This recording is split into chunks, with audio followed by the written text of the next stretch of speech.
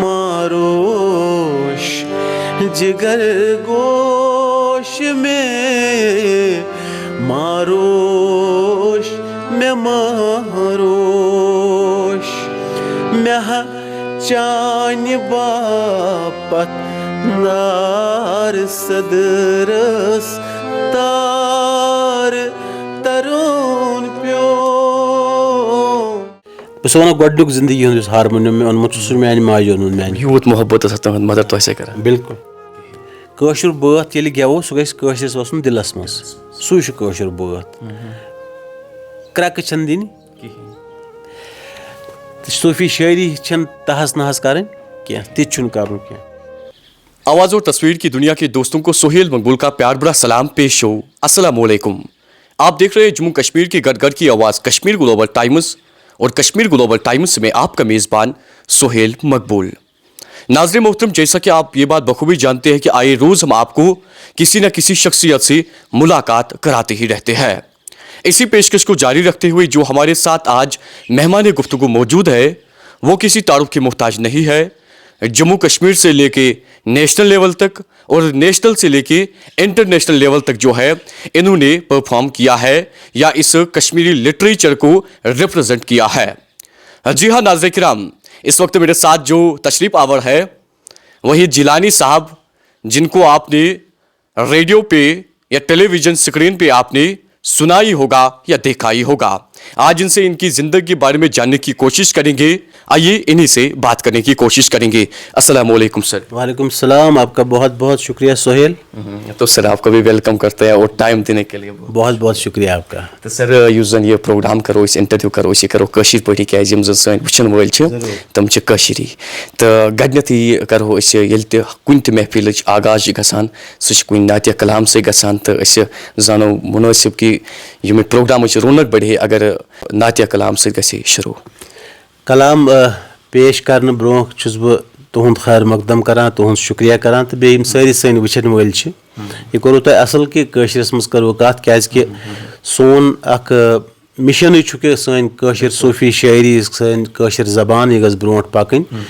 दुनिया मज गस फहलन तो अमिक रूट्स गस मजबूत गसन। वन मे बसान अक नात शरीफ सत करो शुरू। यह शहनाज रशीद सबन अख मशहूर नात ज़ुक दपान छ गाशिश अलम मदीनस मज ज़ुक दपान छ गाशिश अलम मदीनस मज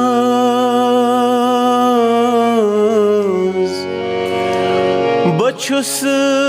दपान छलव हो कलम मदीनस मज ज़ुक दपान छ गाशिश अलम।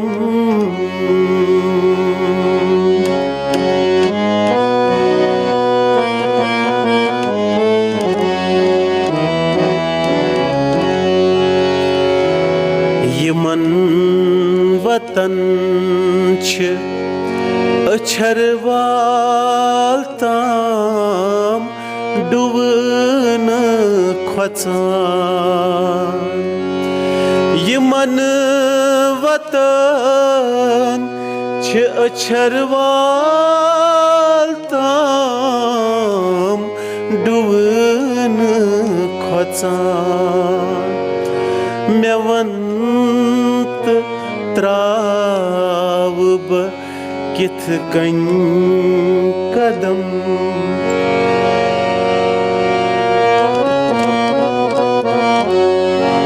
मे वन त्राव बह किथ कन कदम मदीनस मज बछुस दपान छिलव हो कलम मदीनस मज ज़ुक दपान छ नगाशिचे अलम. माशाल्लाह बहुत खूब. वो ना अख चीज ये नात गेवन विच छुस बह थोड़ा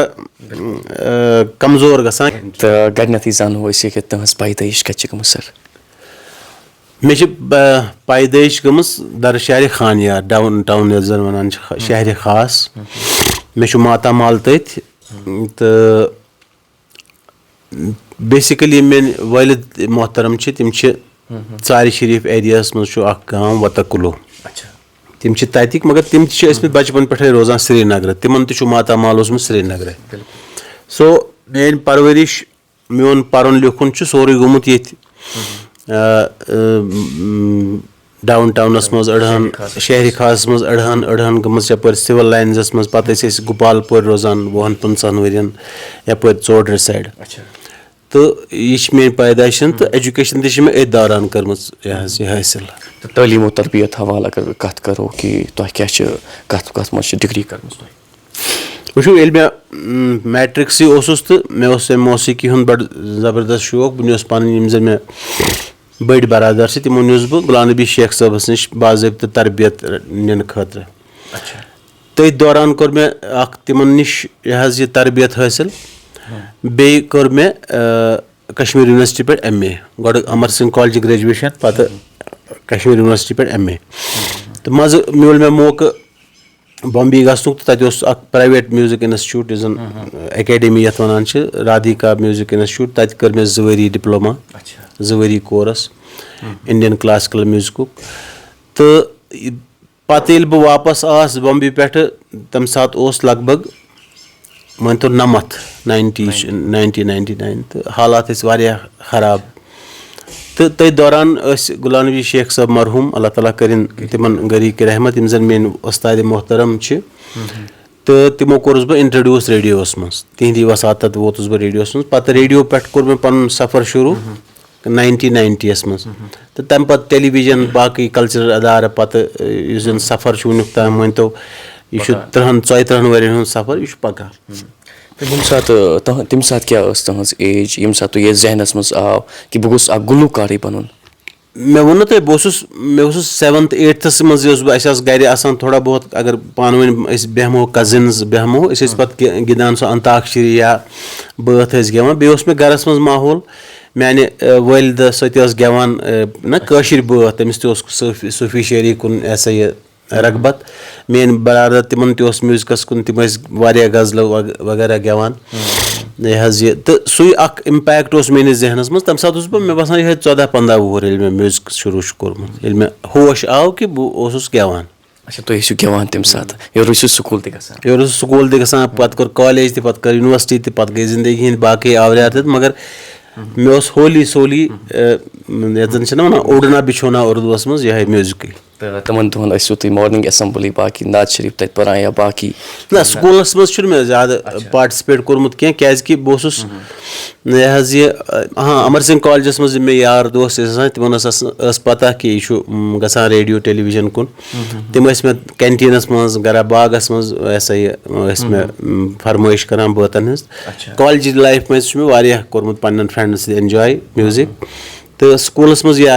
असेंबली वगैरह मज बह पार्टिसिपेट करान क्या सह मे मौका मिलमुत क्या. तम पे तुम फिक्री पे पे तुम असल पे बाकी जायन तक परफॉर्म करने. तो तम पे कुस गडनुक जन सॉन्ग सह गवान. वो मे रेडियोस मज इंट्रोड्यूस गोस तम सात शेख साहब तक म्यूजिक पैक्स. तमो मे गोडनुक सोलो बात. गोड मे गई थोड़ा डिबेट अब्दुलरशीद फराश मरहूम साहब तिमन सत क्या बात मे दुगान के सूरतस मज. मगर मे गोडनुक सोलो बात रेडियोस पे गई सह असद मीर सबन फीचर करान शेख साहब तैयार रेडियो खतर. तथ मज मिलो मे यह सा मौका सह गो पे मकबूल सह बात. तो सह बोजन बह तम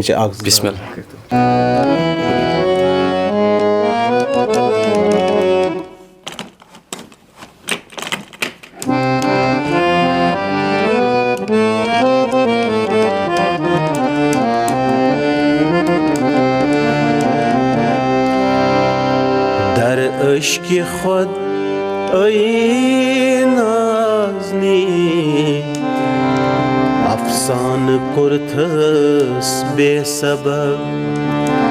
अफसान कुर्थस बेसबब वज़गेस वाने अम्बरी हैरान कुर्थस बेसबब हैरान कुर्थस बेसबब दर इश्क़ खुद ऐ नाज़नी अफसान कुर्थस बेसबब अफसान कुर्थस बेसबब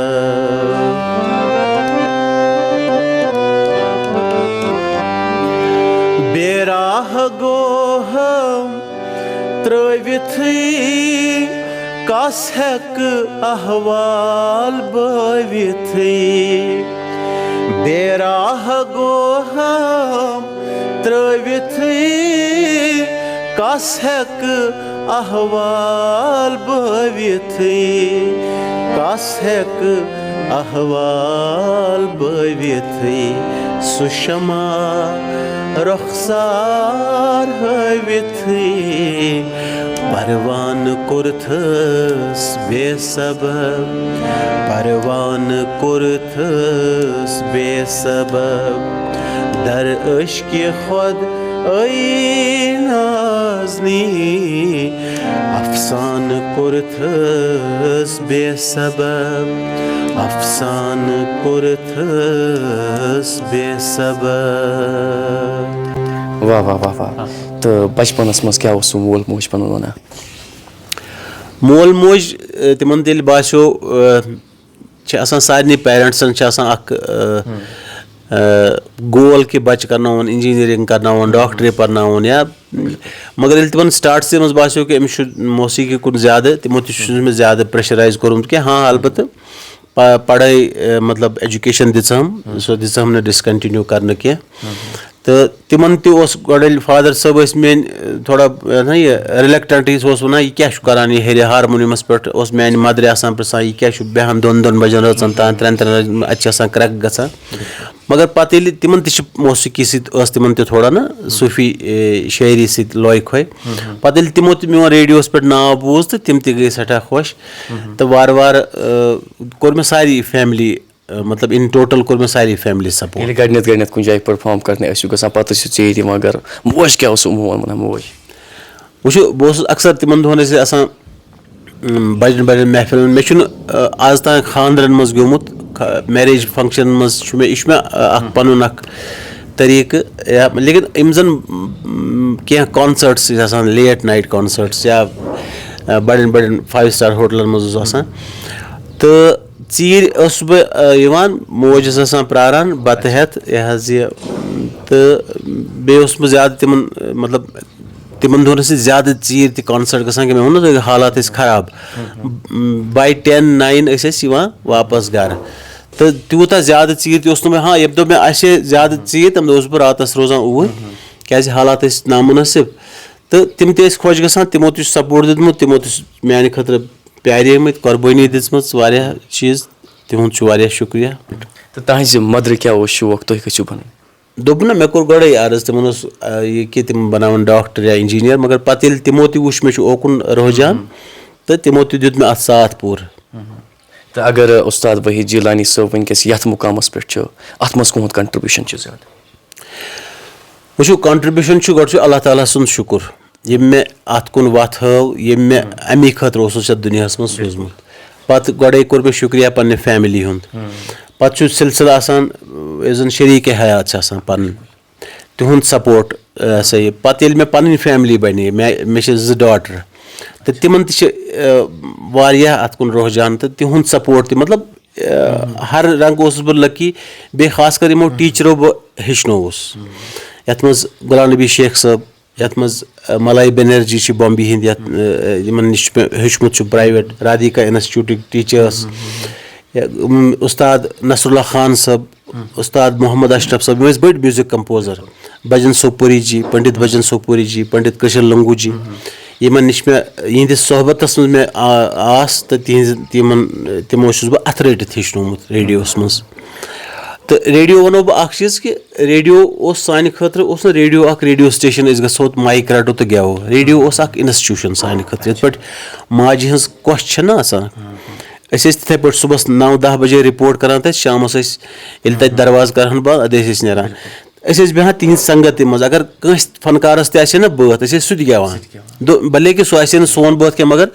पन होट बनाने खतर पन अलंकार ठीक करने खतर सरगम हेचने खतर ताल हेचने खतर तो नसरुल्ला खान साहब मोहम्मद अशरफ साहब साज नवाज साहब उस्ताद साज नवाज साहब पद्म श्री अल्लाह ताला कर मगफिरत तम करान ये गाइडेंस गुलाम मोहम्मद कुल्लू साहब तत रेडियोस मज गाइडेंस तलफुज करान महमदुल्ला अब्दुल्ला शाख साज जन वारिया बड़ फोक आर्टिस्ट सह करेक्शन करान तमन सत मतलब बेम तक म्यूजिशियंस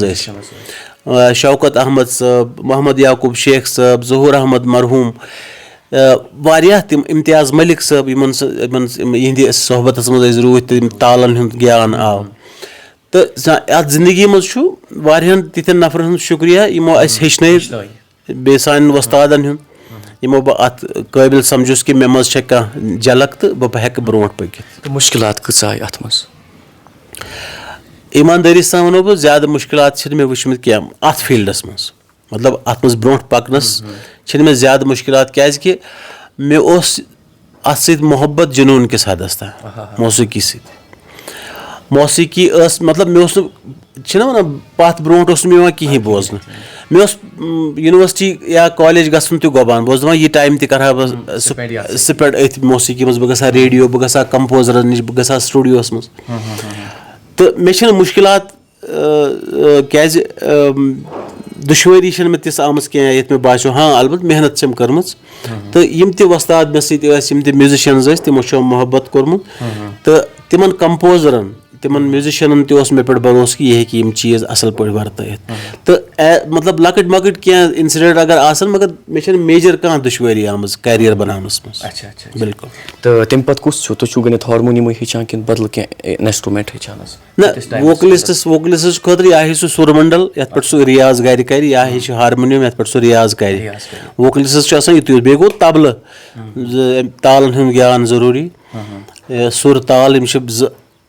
पहिया अत गसन बड़ स्ट्रांग तकरीबन यह हारमोनियम हेचान अत टाइम लगान यह अटकल पे वो हारमोनियम ये पे रियाज ना करान सरगम अलंकार राग अत पे करान पे पाने अत लगे यह पन्निस तथ कैपेबिलिटी पे लड़कस या बच्चस कसा कैपेसिटी सलाहियत सह कह हेचान वरियस मज कह हेचान 2 वरियन मज तो मे वुचमुत तमी विज मे बचपनस मज शुरू कोर गुलाम नबी शेख साहब तम विज बह हारमोनियम वायान बह लकुट स्कूल पान यह मदर कोर्मुत गिफ्ट माज माजि हेतमुत माने खतर मल तो मे दितमुत ये पे पे गर रियाज करान हारमोनियम ना यह सह क्या सह गो पे प्रोन सह गो यह फुट यह बदल हारमोनियम बस वन गोडुक जिंदगी हुंद हारमोनियम मे ओनमुत सह माने माजि ओनुन माने यूत मोहब्बत तुम मदर तुम कर बिल्कुल तेल पज तमिस डेडिकेट कर जरूर जरूर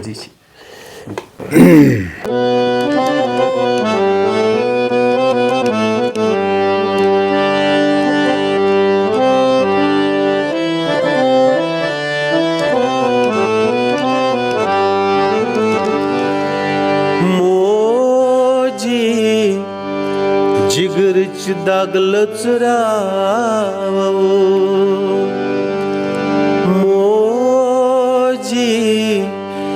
जिगर च दाग लचरावो अस करालो गर गस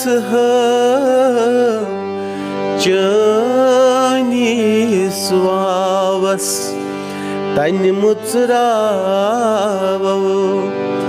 अस करालो गर गस मोजी जिगरच दाग लचरावो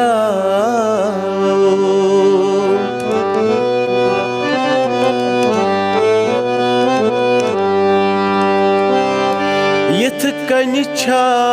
जहाँ कोरित गोबरन था thawa kal barnyant yith kani chaza korit gobran thawa kal barnyant asima yath shoras mazrao asima yath shoras mazrao askaralo gargats moji jigrich daglotsrao Sohail sahab, yus zan ye bath chu na ye moji jigrich daglotsrao ye chu basically es kormut im zan san pandit bhai beni as im zan et pet gar trai drai timan kormut dedicate ye chu me bath kormut compose ti gyomut ti Shafi Shaida sahab as marhum varya bad shair tim as politician ti shair ti asal yos temis ti os bad feel ya sani kashir kya gav tat waqtas muz tim आई main studios मज एक दो तो दोपन यह करो इत पे रफीक राज सब उसुक सत तो दोपन यह करो इत पे कंसीव यह कर अत कोर मे वारिया मे ते यह बे कुन सात कह जान बात बनान यह अल्लाह ताला सुंद हेर सह कबूलियत तो शफी सबन यह कलाम लिखमुत तो मे कोर मगर ये डेडिकेट कोर तम विज पन्न बेन बायन जन पंडित त्रवित द्राम तिहंदी नजरिए मे यह बात गोमुत तवे तो वन अगर कत करो खास कि तुम मा बासान तहद आवाज झलक तहदिस कंस स्टूडेंटस मज या तहद आवाज हुंद असर कुन सात मा लगो वो अख सुहेल साहब मे वुनिक तान ति बासान पन पान हालांकि युस ति कह ग्रेड यथ मज highest grade top grade A top grade या म्यूजिक कंपोजरी मज युस तिन ग्रेड या युस ति कह अथ मज एजाज गस मेलुन या युस ति कह मरहल तय गस सपदुन अकिस फनकारस सह कोरमुत मगर तपत मे पन पान बासान वनि शागिर्द मे मतलब हेचमुत कह मे जन कोरमुत कह सो तरस ना सो प्यास जिसको कहते हैं कि वो प्यास अभी जारी है हाँ मे सत वतान बहन इत पे असद अंजुम साहब असल गुलकार ये सात मे कैरियर कोर शुरू सह मे सत मतलब बह करान तमिस मेनिस गरीब खानस पे सह तमिस थोड़ा बहुत झलक मानि गेवन सह प्रमोट करान इथे पे मतलब सिंगर शहजाद आसिम साहब तम गई पत एजुकेशन प्रोफेशनस मज राजा बिलाल सिंगर जन मतलब अस पत जन अत गजलस या कशर मौसीकी आबियरी करान एजाज राह साहब कैसर निजामी साहब मुनीर साहब जमीला खान शान बशान शाजिया बशीर महमीद सईद इरफान बिलाल यम सारी पन्ने पन्ने रंग करान आबियरी करान तो बे कोशिश करान सारी कि यह गोस मरुन कह वो वनकस बोड़ तूफान सानिस कशरस कल्चरस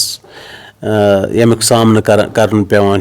सानिस मौसीकी या सानिस परफॉर्मिंग आर्टस पेवान कर सह गो वेस्टर्नाइजेशन ठीक वेस्टर्नाइजेशन या नई तजुर्बे करें या नो बात बनावन मगर इंसानस गि पन शिनाख्त मशिद गसन कह पन जन ऑरिजिनलिटी जन पन मेलोडी वह सूफी शायरी यह कुरानुक तर्जम सच कराल सबनिस बातस तुम सनिव शमस फकीर सबनिस बातस सनिव यह बड़ थद पायुक कलाम अत अगर जेर जबरी हुन करो फर्क अत मीनिंग गसान चेंज बे अत अमि बात हिसाब अगर न कंपोजिशन बनावो अगर कह तसवुफुक बात अत बनावो डिस्को ट्यून पत करो लुकन मज पेश यह मतलब वैल्यू रोजान कह बे बह अजकन बच्चन खास कर अपील करान यम जन कशर मौसीकी तम वारिया असल करान कि पन कशर मौसीकी अपनावान या साज यसान मगर तम सनतन अमकिस बैकग्राउंडस सानि तारीख सनतन यह कशीर पिरवर यह गि पिरवरी रोजन हाँ नौ चीज़ अन नौ कंपोजिशन बनावन मगर तम खतर शायर अलग सानि सूफी शायरी मत करतन इरविन नाव के तो वही अगर कत करो खास कर अख टाइम ये कि योर अमरीका पे लेडी अख योर तो तमिस सत्य परफॉर्म करान तथ बारस मज क्या तबसर यसान तुम कर वो सुहेल बहुस अल्लाह ताला कुन करान लाख लाख शुक्र कि मे वारिया असल मौका मिले मे जिंदगी मज मे देश विदेश वनान पन कशर मौसीकी रिप्रेजेंट करने मौका मिलोमुत सह चाहे दुबई आज बह 2 लटि गोमुत इंग्लैंड बह 10-15 लटि गोमुत US UK वारियन जान जर्मनी बर्लिन वगैरह त्रे तो अथ सिलसिलस मज मे बह बॉम्बे तो मे आव फोन दोपुक इत पे अकिस pop star US based Terranomy अम योर क्लाइमेट चेंज सह प्रमोट करान तमें खतर कॉन्सर्ट कर तो सह अमिस परफॉर्म कर ओन बह बॉम्बे पे बह तिमन दोहन फैमिली हेत तथ रोजान बह बॉम्बे पे तो कोर मे यम तथ ऑर्गेनाइजर तम अमेरिकन बेसिक ये कशर तो कोर मे तिमन डिस्कस दोपस क्या यह असली मे पानस तह पता ही क्लाइमेट चेंज कॉन्सर्ट क्या कर तो तथ मज कोर कॉन्टैक्ट शहनाज रशीद साहब तमिस दोप इत पे आइडिया तमो लिख तमें खतर अख क्लाइमेट चेंज कशर वर्जन तो टेरानॉमी आय तम कोर SKICS मज जैम पैक्ड ऑडिटोरियम तो योर आर्टिस्ट 50-60 मे क्वायर सॉन्ग बनोमुत सह यूट्यूबस पे सह कोर पत यूनिवर्सिटी ऑफ कश्मीर प्रोड्यूस सह यूट्यूबस पे मे ज़ेनो जंग यह बिल्कुल मुमकिन ज़ेनो जंग मतलब ज़ेनो जंग कि यह पन सब हरियाली खत्म करान सह गम जंगल षटन कुल षटन यह गोस गन क्या अम सब्जार अमिस क्लाइमेट ठंड रोजान सह गोस रोजन तो सह बड़ बार अपॉर्चुनिटी अकिस बड़िस फनकारस मिलो मे परफॉर्म कर मौका पत कोर तमिक सह एल्बम त प्रोड्यूस वीडियो खत यूट्यूबस पे तो सह माने खतर बड़ बार अपॉर्चुनिटी ये मज दुनिया मतलब कशीर हिंदी हर शोबक लुक ऑडियंसस मज हर शोबक लुक तो वही अगर कत करो खास कर तुम नेशनल लेवल पे या इंटरनेशनल लेवल पे कशर कल्चर या कशर फन यह रिप्रेजेंट कोर्मुत तुम वह ज्यादा सराहोमुत तत लेकिन अगर जन कत करो खास कर ये कुन जाए वनकस वुचन यह अत तबाही गसान जन कशर फन जन कशर कल्चर यह लिटरेचर अमिच तबाही लज गसने कि वही जिलानी सबुन रोल क्या रोज खास कर अत बचाव मज अत प्रिजर्व करनस खतर मे बसान यह सही कि तबाही ज़पर वनकस चलान मगर योत तान यमन फनकार मे वन नाव हेत योतान तिथि फनकार सानि कशीर मज मौजूद यह पत्थर पेन दिमो न अत हम जो लोग इसकी तबाही करना चाहते हैं चाहे वो एडमिनिस्ट्रेशन में है या जो या आम लोगों में है जब तक हम जिंदा हैं हमारे कल्चर को हमारी मौसीकी को हमारे परफॉर्मिंग आर्ट को कोई तबाह नहीं कर सकता लेकिन कोशिशें हो रही हैं मुख्तलिफ तरीक़ों से कोशिशें हो रही हैं। मैं आपको बता दूं कि यहाँ के जो लेजेंडरी आर्टिस्ट हैं इस वक्त प्रेजेंटली जिन्होंने 30-30 20-20 साल कंट्रीब्यूट किया है उनको डिलिबरेटली साइडलाइन किया गया है और जिन लोगों को म्यूज़िक या आर्ट कल्चर के बारे में कोई पता दूर का वास्ता भी नहीं है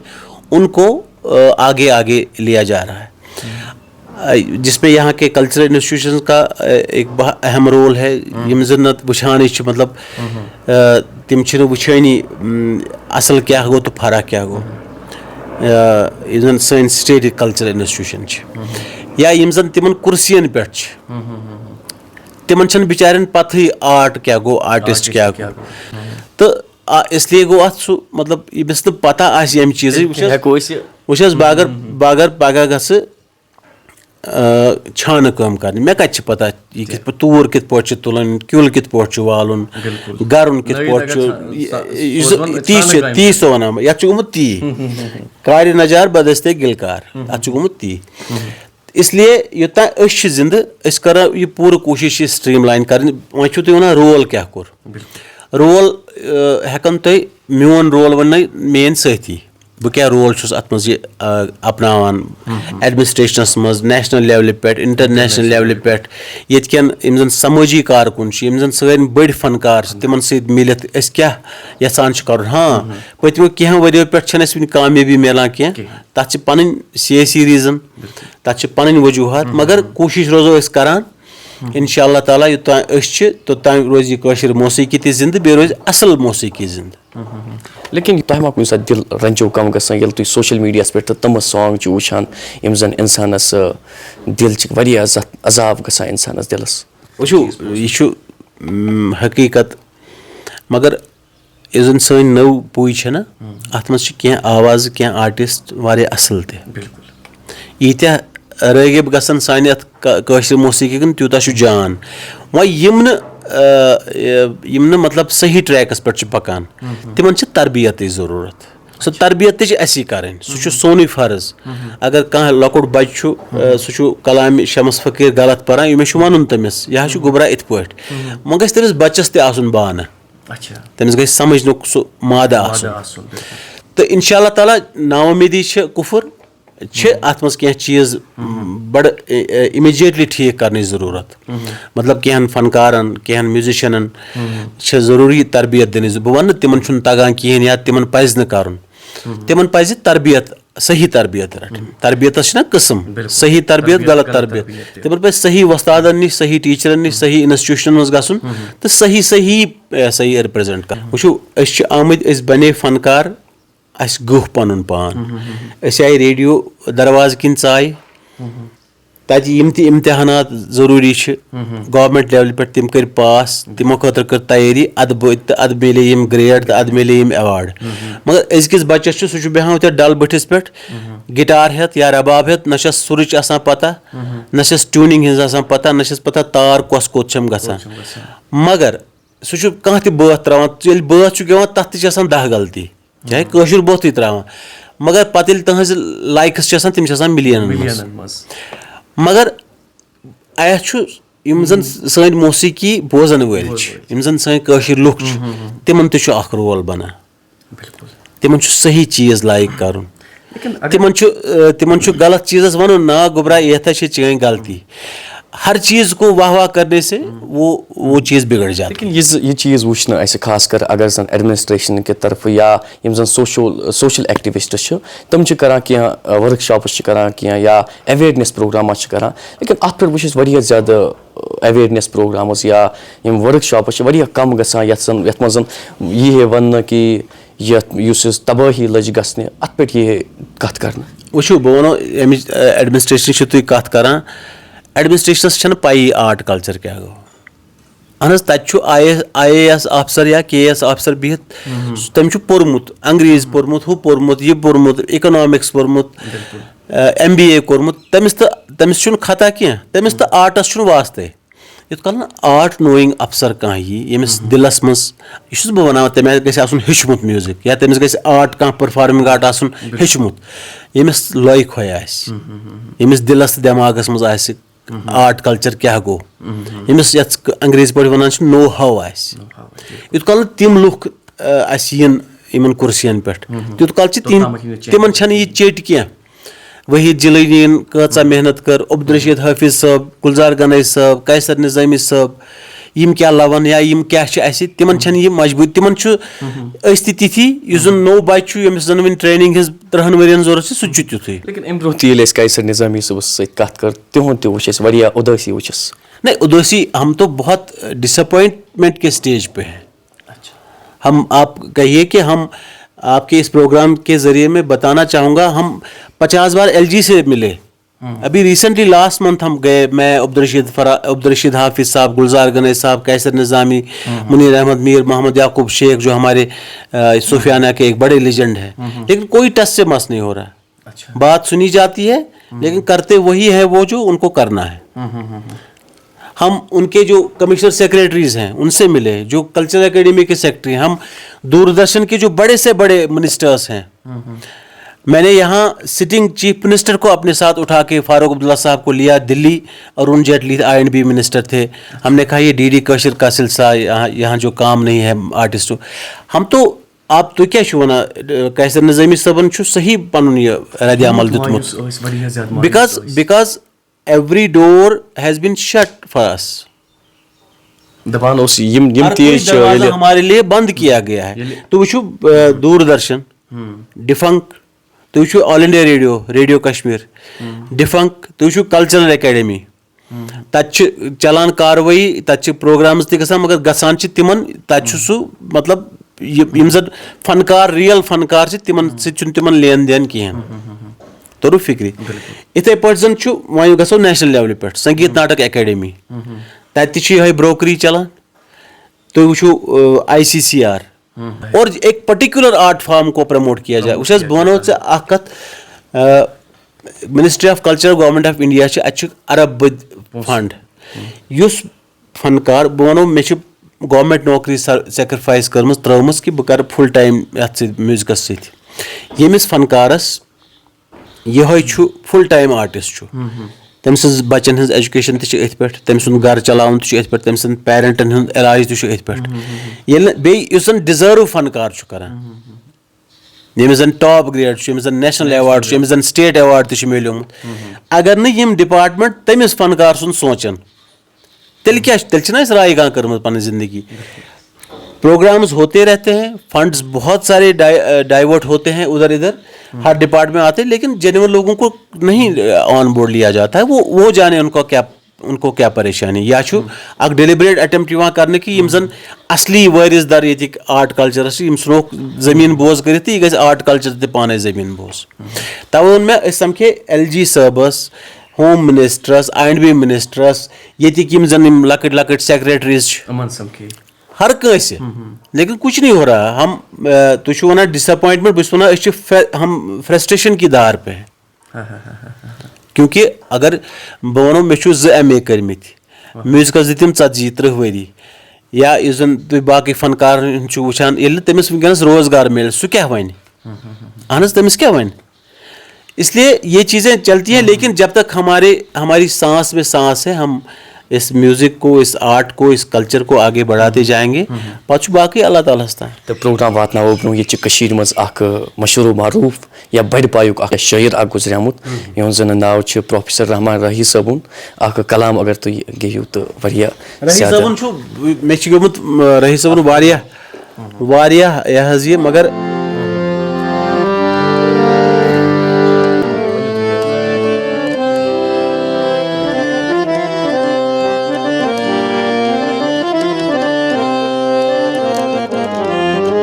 गो रहमान रही सबन बात विजय मल्ला सबन गोमुत वारिया मकबूल बात, मोहम्मद अशरफ सबन कोरमुत कंपोज, तम वारिया बड़ उस्ताद, मोहम्मद अशरफ साहब, नसरुल्लाह खान साहब। नदराव नचनी हवस का, नदराव नचनी हवस का, नचुल गुबार वलो चेरुस्ती युहुस मनेरा, चेरुस युहुस तिनेरा, यथई बहार वलो नदराव नचनी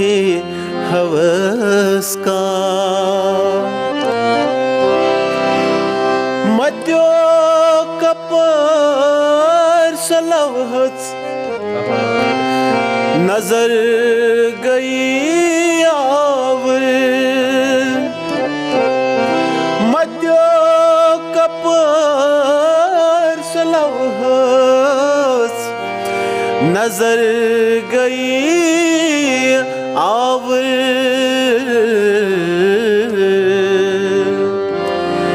मे वुथ गुलाल दिलस, मे वुथ गुलाल दिलस, शोक ववसाल वलो नद्राव नचने हवस का। वाह वाह बहुत खूब। तो वन अगर कत करो खास कर तो हर बड़ी तुम कर शशरंग तथ मज बड़न बड़न लेजेंडन या बड़ बड़ शख्सियात यमो कंट्रीब्यूट यथ कश्मीरी लिटरेचरस कोर्मुत तो खास कर तमन तुम एवार्ड दिवान। तो अमुक मुद्दा मकसद तो क्या गवर्नमेंट क्युत सपोर्ट करान तुम अत? वुचु तुम ना मे सवाल ब्रोट कह काल प्रसान तुहद रोल क्या रोल अकिस फनकारस अख फनकार पन्ने खतर या लुकन हिंद खतर बहुत सिंगर बहुत गेवान बहुत कंपोज करान इस सिंगर अस मगर इस जन अहम रोल यह प्रिजर्व कर प्लेटफॉर्म प्रोवाइड कर तो पन्न लेजेंडन पन्न असल फनकारन इज्जत अफजाई कर यह रोल अकिस फनकार अथ सिलसिलस मज पन्न कह लाइक माइंड दोस्तन सत कोर 2010 पे शुरू ये कश्मीर म्यूजिक क्लब तमिक सह कोर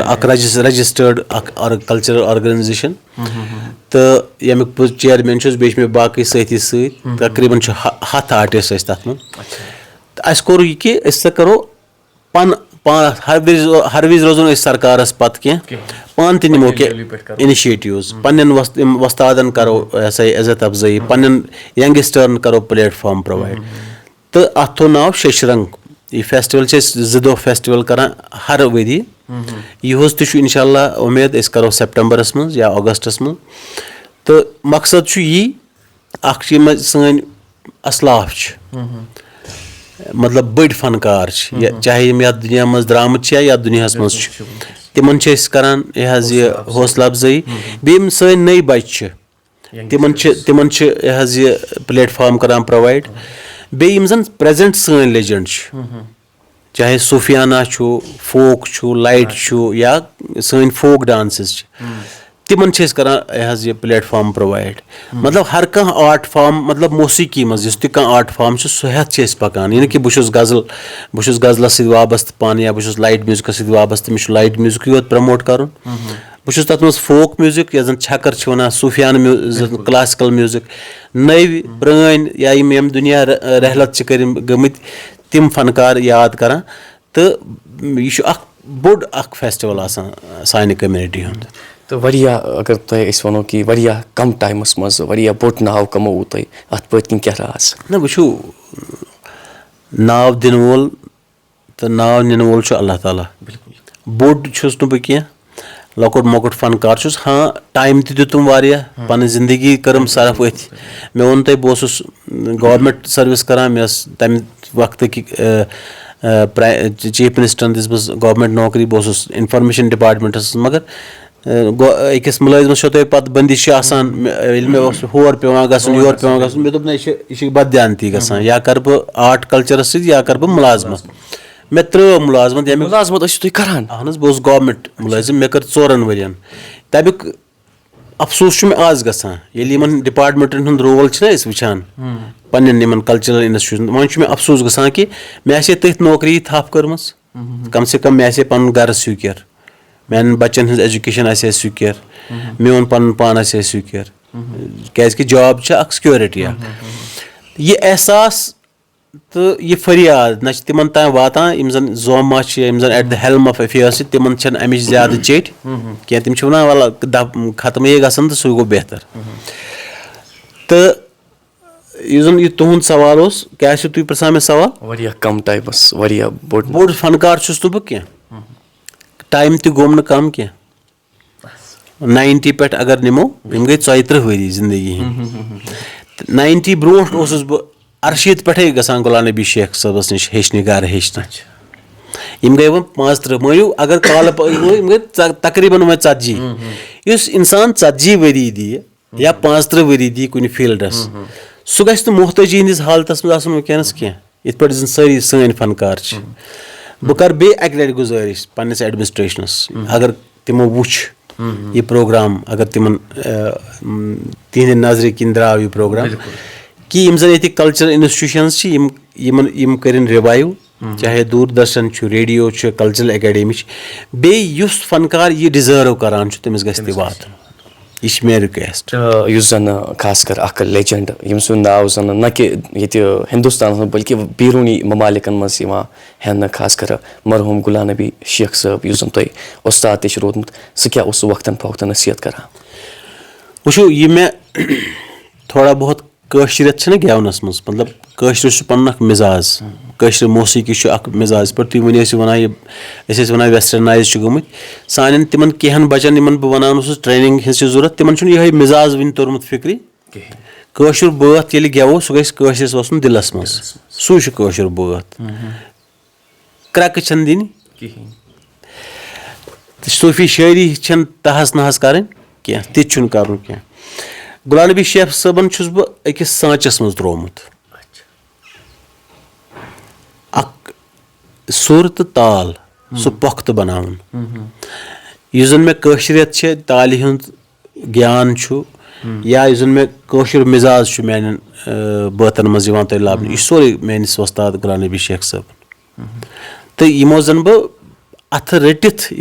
तान तम ये दुनिया मज हेचनोहस तो ब्रोट पकनोहस चूंकि अगर तहस कत करो तो वनकस ए टॉप ग्रेड खास कर वोकलिस्ट या म्यूजिक कंपोजर छु तो कचा मेहनत कर अत टॉप ग्रेड वो मेहनती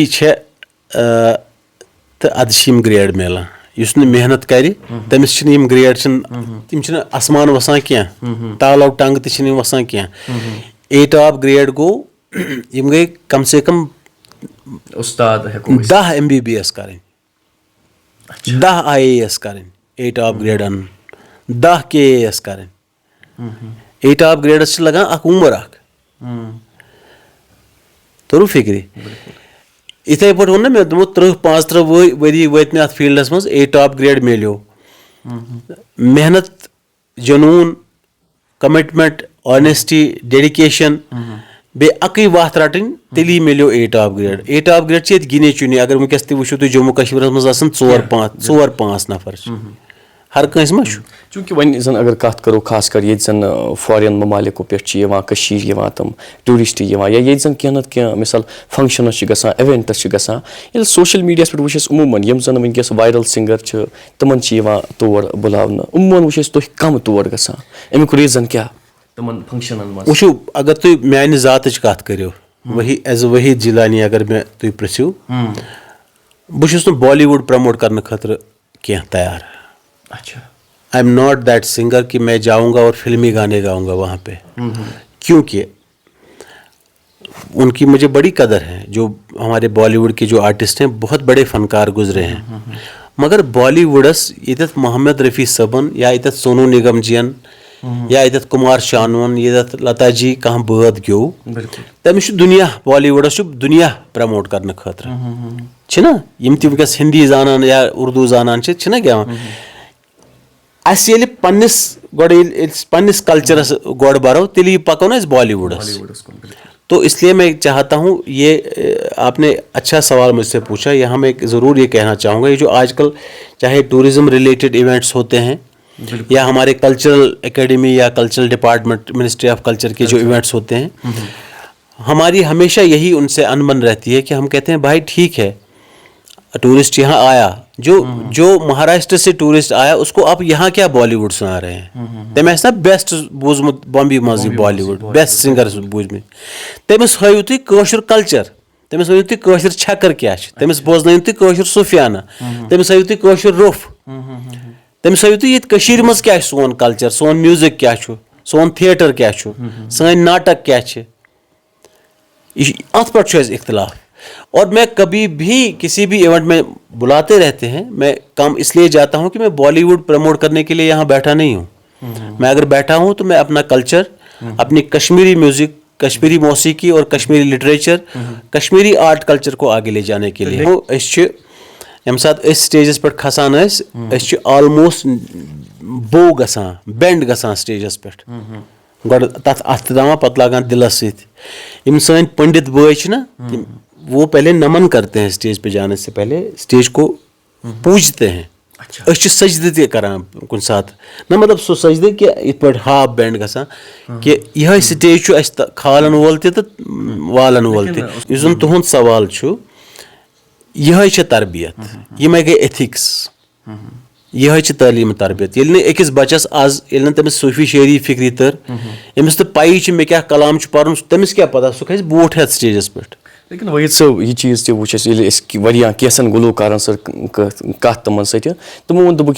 कह कुछ जाए गेवान तो तम सात बड़ वजू कर गेवान वजू कर लागान हारमोनियमस अथ मे कोर ना ती अर्ज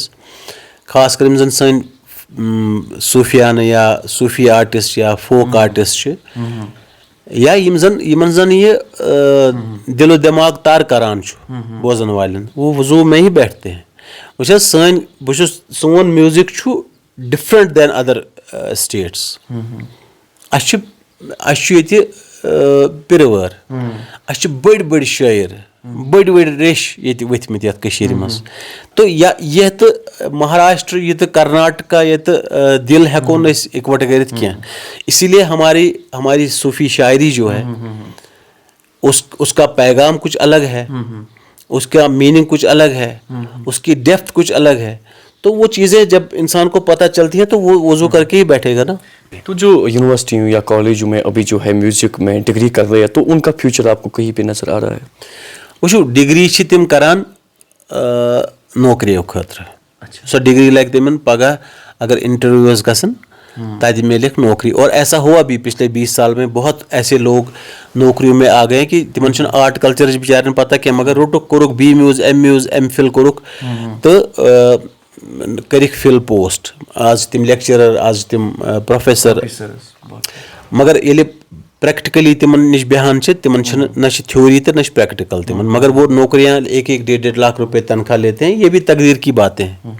तीसो ना डिग्री बुश वन यम जन तिम डिग्री करान डिग्री मेन गुजारिश तिमन कि डिग्री करियो, अल्लाह ताला करिन तुहंदिस अ डिग्री बरकत, तुह मिलन रोजगार, तुह मिलन नौकरी ति, मगर प्रैक्टिकल ति करियो क्या। पगह अगर तुम कुछ एजुकेशनल इंस्टीट्यूशनस मज गसियो तिमन करियो वर्तावनच कोशिश, असल वर्तावनच कोशिश, प्रैक्टिकल पान ते हेचू क्या, पान ते वर्तयु क्या, तुम पगह स्टूडेंट दहन करियो तैयार। तो वन सन फरमाइश युस जन वक्तन फवक्तन बोजान रोजान, खास कर कम बाग तय कम बोस्तान, खास कर रफीक राज सबुन कलाम अगर तुम यह गेवो तो बड़ बेहतर गि।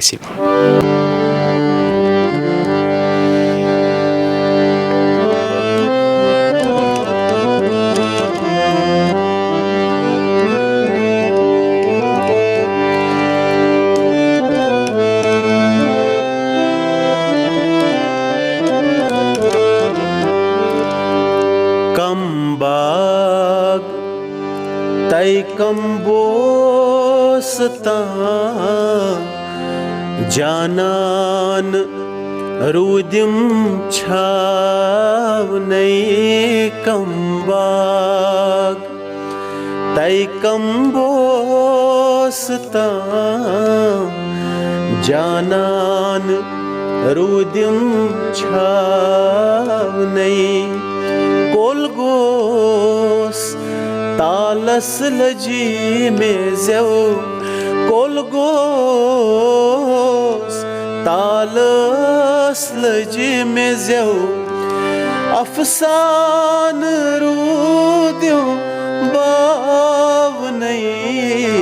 कम बाग, तय कम बोस्ता जानान रुदिम छाव नहीं।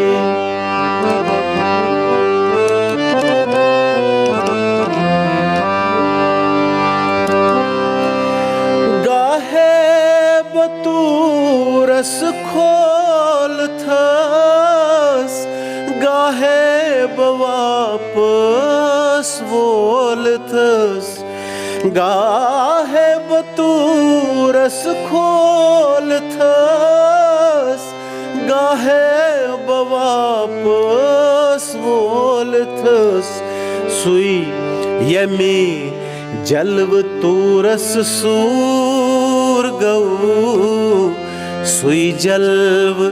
थोथम हाव नहीं यमी जल्व तूरस सूर गऊ, सुई जल्व थोथम हावनै कोल गोस तालस लजी मेजौ अफसान रूदो बावनै कम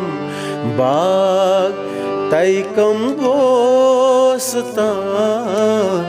जानन रूदिम छावनै। वाह वाह वाह वाह। तो बे कोर अस अख चीज नोटिस कि तुह छुन खास कर खांदर महफिलन मज गसान कहीं खांदर फंक्शनन मज या महफिलन मज सूफी महफिलन मज छुन तिथ पे गसान कहीं वजह वुचो खांदरस मज गेवनुक मिजाज छु आसान यु जन मियोन फील्ड छु जन मियोन मैंडेट छु बह छुस लाइट क्लासिकल गेवान लाइट म्यूजिकस सहित कशर गजल या उर्दू गजल खांदरस मज चलान ज्यादातर डफ मोन अक रिजर्वेशन आसान खांदरस मज गेवन खतर ये गेवो सह गि ऑडियंस बोजन तोर फिक्र तथ सह बे सोलो बात खुद ज्यादा जन सन फोक फॉर्मस ऑफ म्यूजिक तिमन ज्यादा असर रोजान खांदरस मज यह सोलो स्टूडियो कॉन्सर्ट स्टेजस पे ज्यादा सजान तो बे मे तथ क्या पन पर्सनल रीजन्स बस ज्यादा खांदर मज गसान यह पत वत रोदमुत तो खांदरस मज गेवन नाकार क्या बिल्कुल मगर बोजन वल गसन आसन सही तो तुह कम सुन पान बोजान मे बचपन पे बोजमुत अगर तुम गजल हज कत करो गुलाम अली मेहदी हसन जी जगजीत सिंह जी गुलाम नबी शेख साहब कशर गजल अगर करो विजय मल्ला जी गुलाम हसन सूफ साहब शमीमा देव कैलाश मेहरा जी राजेंद्र काचरू जी जन पुरान फनकार तो बह हमेशा बोजान युंद बॉलीवुडस मज लता जी रफ़ी साहब किशोर जी सोनू निगम तो बह गोडनुक पार्टिसिपेंट इस जन कशर सारे गाम न जी सारे गामा गो बॉम्बे मज बह वन I was the first person to be selected from Jammu and Kashmir ये सोनू निगमस सम कर उदित नारायण सम कर चंद्रानी मुखर्जी सम कर उषा जन कविता कृष्णमूर्ति सम कर दिलीप दत्ता बड़ म्यूजिक डायरेक्टर तो मगर तत मे यह कशरू जुनून आसान बह दपान ये लाखों करोड़ों लोग हैं जो फिल्मी गाने या बॉलीवुड को प्रमोट करने के लिए हैं लेकिन सान कशीर मज नफरन हज कमी कशर मौसीकी कशर लिटरेचर कशर कल्चर कशर शायरी ब्रोट पकन जरूरत तवे कर जिंदगी सरफ ये तो ब्या कलाम तुह जन ज्यादा मकबूल तो मशहूर तो तुम हर कह कलाम मकबूल तो मशहूर रूदमत लेकिन कलाम जन हजन इलाकस मज बड़ पायुक शायर जन अजीज हजनी सबन कलाम वह लोल किस सफरस अंदर क्या क्या अजीज हजनी सबस कर अल्लाह ताला मगफिरत मे तिमन सत वाबस्तगी यह तमो मे दुत अक दो कलाम तबरुकन तो तल यह गेव तो यह कोर रेडियोस मज तो गो यह मकबूल आम तुज फरमाइश पे बोजना बह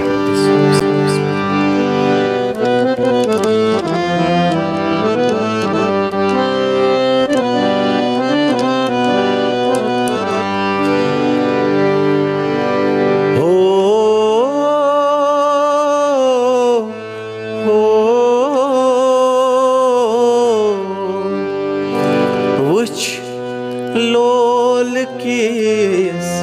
सफरस अंदर क्या क्या मैं सरून प्यो दिलवार बुजुन नार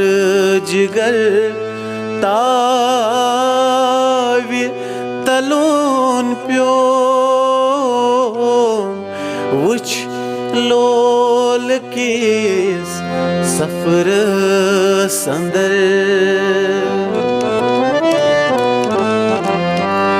मारोश जिगर गोश में मारोश में मारोश हो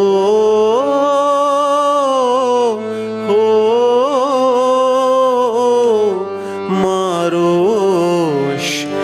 जिगर गोश में मारोश में मारोश चान्य बापत नार सदरस तार तरुण प्यो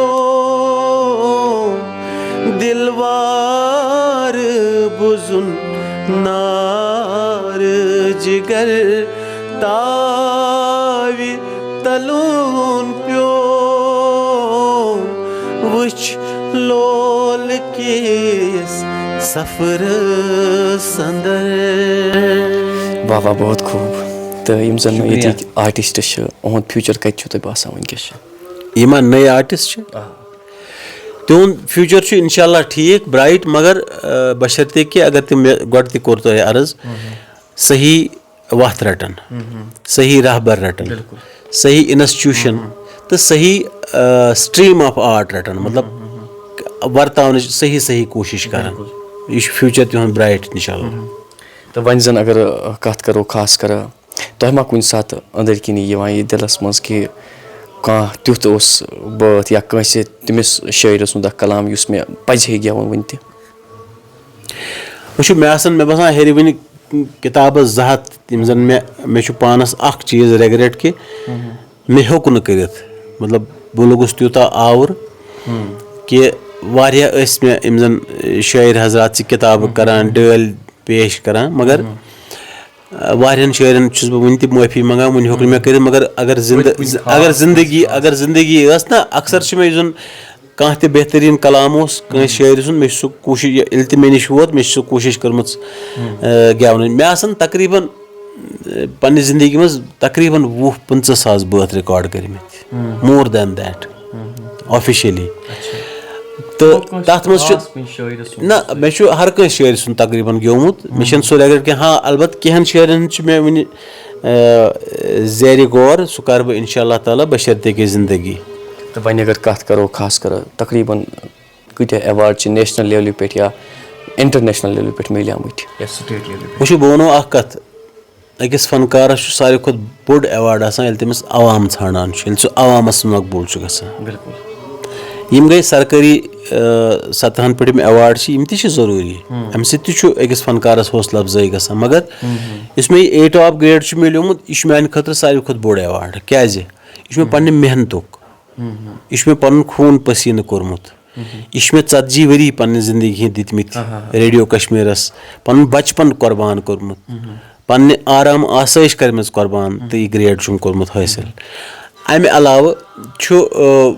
मे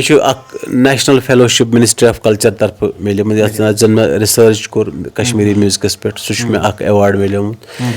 जम्मू कश्मीर स्टेट एवार्ड मिलेमुत ऑफिशियली लंडनस मज मिलेमुत artist of the millennium award जन तत कल्चरल ऑर्गेनाइजेशन तमो मे दितमुत बे ब्रिटिश काउंसिल ऑफ आर्ट्स तिमन सत बे यम जन तह कल्चरल या सोशल ऑर्गेनाइजेशन तमो मे रहबरी कर्म चाहे ये दिल्ली बॉम्बे जम्मे हर कह एवार्ड मे बसान एवार्डस 400-500 अगर तुम मेन लाइब्रेरी वो तो तम खतर तुद शुक्रिया तो मगर मान खतर सारे खुद बोड़ एवार्ड मानो बोजन वालो मे पे भरोस कोर मे पे ट्रस्ट कोर मे पे उम्मीद तो मे प्यार दितुक तो सह सारे खुद बोड़ एवार्ड मतलब ये जन वन पब्लिक रिकॉग्नाइजेशन लुकन हुंद आशीर्वाद लुकन हुंद मोहब्बत कबूलियत सह सारे खुद बोड़ एवार्ड। तो प्रोग्राम वातनो ब्रो ब्या यह जन सॉन्ग दूर दूर पौर मई त्राव दूर दूर पौर मई त्राव लत लत सह रसूल मीर सबन कलाम बह कर तुंदिस खदमतस मज पेश।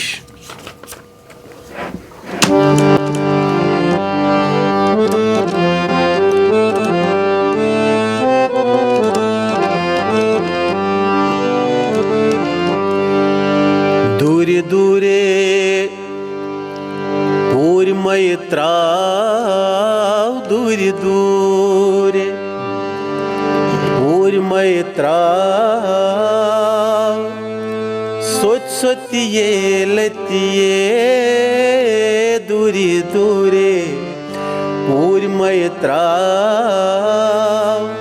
सोच सोतिये लतिये ये मूरी मूरे खोर ठहराव अतिये लतिये दूरी दूरी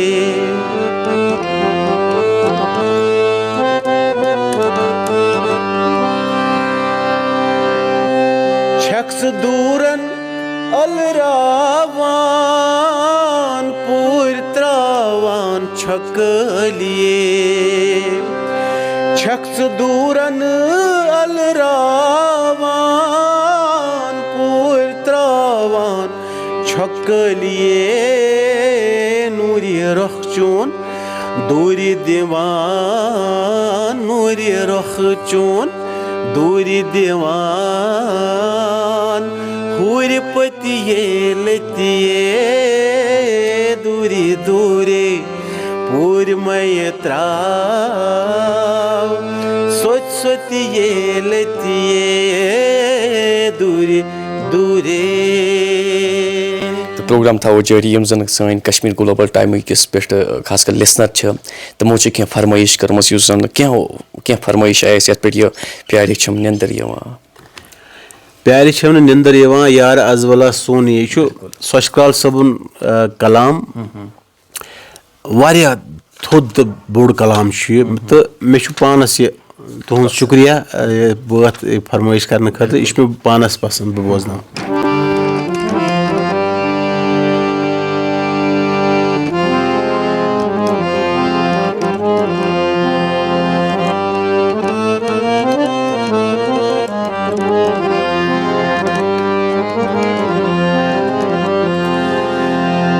प्यार छमन नंदर यवान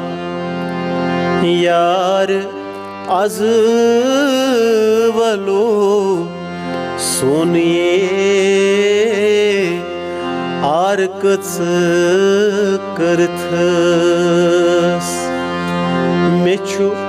मार मोत चोनिए प्यार छमन नंदर यवान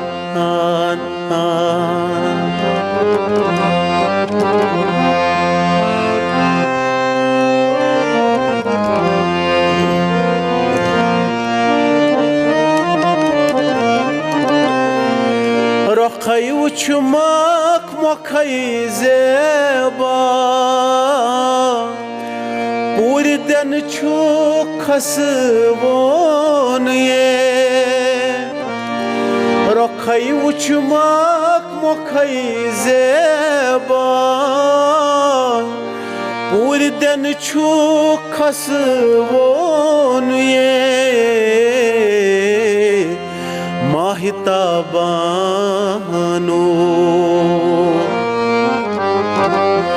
माहिताबानो गाछो आलमस चोन ये प्यार छमन नंदर यवान यार अजवलो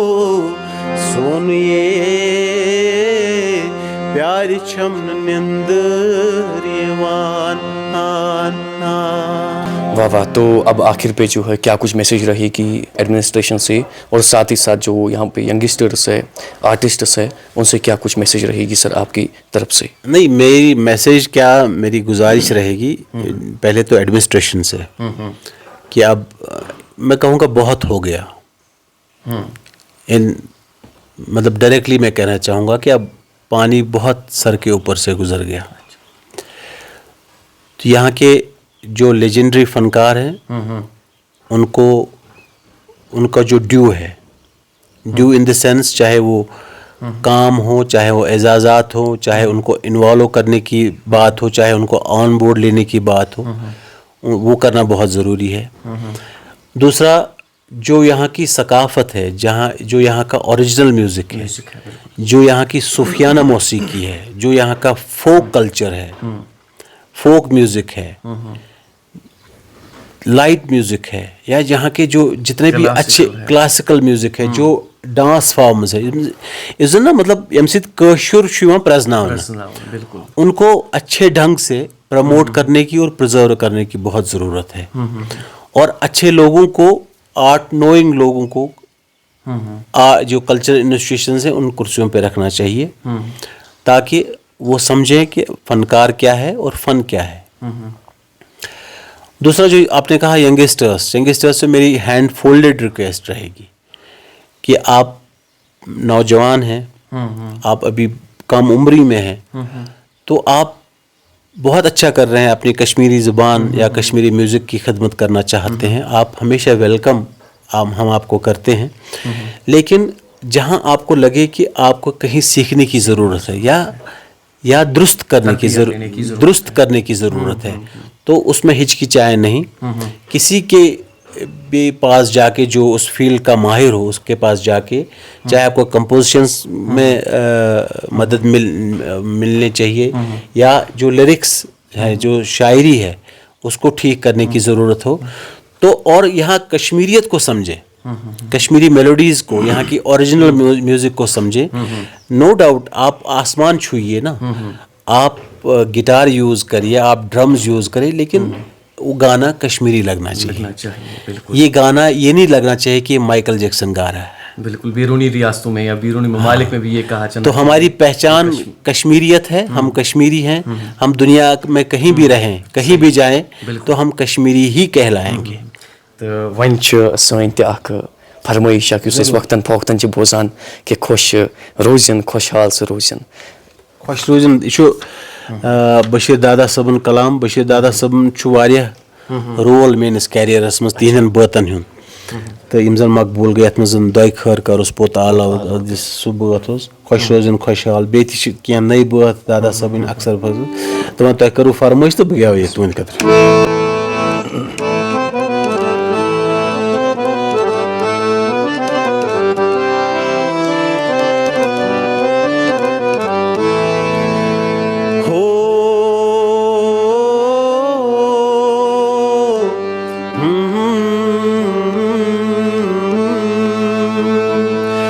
खुश रोजिन खुशहाल सुरूजिन आश में पोशिंदई बोजिन। खुश रोजिन खुशहाल सुरूजिन आश में पोशिंदई बोजिन। मरियम सातन ज़ेवि पेठ तम सुन नाव में रोजिंदई बोजिन। मरियम सातन ज़ेवि पेठ तम सुन नाव में रोजिंदई बोजिन। खुश रोजिन खुशहाल सुरूजिन आश में पोशिंदई बोजिन।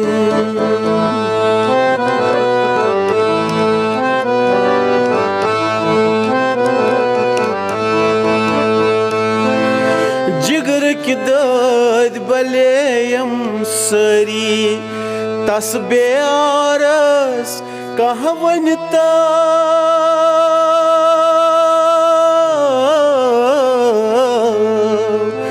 जिगर की दाद बलेयम सरी